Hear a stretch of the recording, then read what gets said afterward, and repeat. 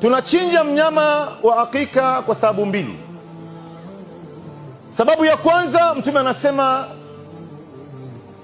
kullu ghulamin murtahinun biaqiqatihi, kila kijana anayezaliwa, kila mtoto anayezaliwa yuko ndani ya rahani, amefungwa, anaachwa huru kwa kuchinjiwa mnyama siku ya 7.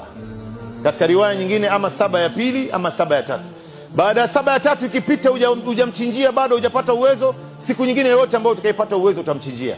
Na mtoto wa kiume anachinjiwa mbuzi 2 ama kondoo 2, na mtoto wa kike anachinjiwa mbuzi 1 ama kondoo 1.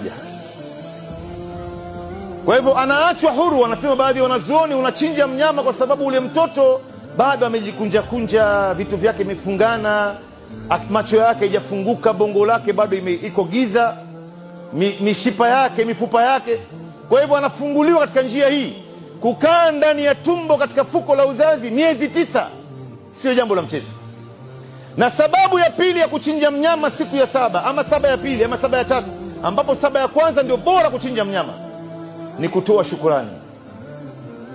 Mwenyezi Mungu Subhanahu wa Ta'ala amekuruzuku kiumbe kama wewe, tena saa nyingine anafanana na wewe, macho yake kama yako, pua yake kama yako, rangi yake kama yako, nywele zake kama yako, mikono yake. Wewe ukimwangalia yeye unajiona wewe. Si neema hii ndugu zangu?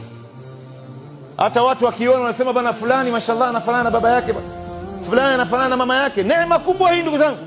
Angalau utoe shukurani kwa kumwaga damu ya mnyama.